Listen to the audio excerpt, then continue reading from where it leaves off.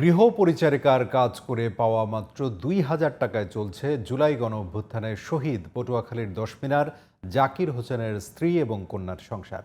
আর্থিক দুরবস্থার বন্ধ হওয়ার পথে একমাত্র কন্যার লেখাপড়াও। অভাব দূর করতে এককালীন সাহায্যের পরিবর্তে স্থায়ী কর্মসংস্থানের দাবি শহীদের স্ত্রী সহ স্বজনদের। কুয়াকাটার প্রতিনিধি মনিরুল ইসলামের রিপোর্ট, জানাচ্ছেন আব্দুল মালেক। মেয়েদের বাবারা নিয়ে যায়, কিন্তু আমার বাবা তো নিয়ে যায় না। ১৯ জুলাই বৈষম্য বিরোধী ছাত্র আন্দোলনে রায়েরবাগে গুলিবিদ্ধ হন পটুয়াখালীর ১০ মিনা উপজেলার লক্ষ্মীপুর গ্রামের জাকির হোসেন। ঢাকা মেডিকেল কলেজ হাসপাতালে ৫ দিন চিকিৎসাধীন থাকার পর মারা যান তিনি।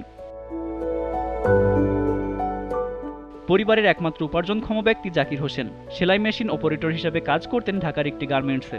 তার মৃত্যুর পর জুলাই ফাউন্ডেশন, জামায়াত, বিএনপি থেকে সহায়তা পেলেও দেনা মেটানোর পর স্ত্রী সালমা বেগম ও কন্যা জেদনির সংসার চলছে অভাব অনটনে। অনেকটাই সমস্যার সম্মুখীন হচ্ছে তার পরিবার। তার মা অসুস্থ এবং তার ছোট একটা মেয়ে আস্তে আস্তে প্রাপ্তবয়স্ক হচ্ছে। আমার আম্মু একটা মাদ্রাসায় কাজ করে, মাত্র ২,০০০ টাকা বেতন পায়।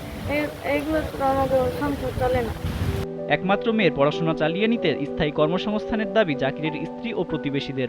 যে টাকা পয়সা দেয়, যে অনুদান দেয়, ওতে তো আমার চলে না। কিন্তু আমার একটা সন্তান আছে, এখন একটা আমার কর্মস্থল চাই, যে সারা জীবন জন্য যে সরকার একটা আমাকে কর্মস্থল দেয়, আমার মেয়েকে দেখার জন্য আমাকেও দেন। একটা দুর্ঘটনার কবলে ভাই নিহত হয়েছে। এখন আমরা চাই যে সরকার এইটাকে নিয়ে যেন কিছু একটা কইরা, যে কর্ম করে খাইতে পারে, এরকম কিছু যেন সরকার করে দেয়। সরকার যদি তাই পদক্ষেপ নেয়, সে কিছু করার জন্য যদি উদ্যোগ নেয় যে ঠিক আছে কোনো চাকরি দেওয়া যদি, তাহলে ওদের বাঁচার পদক্ষেপ আছে একটা পদক্ষেপ।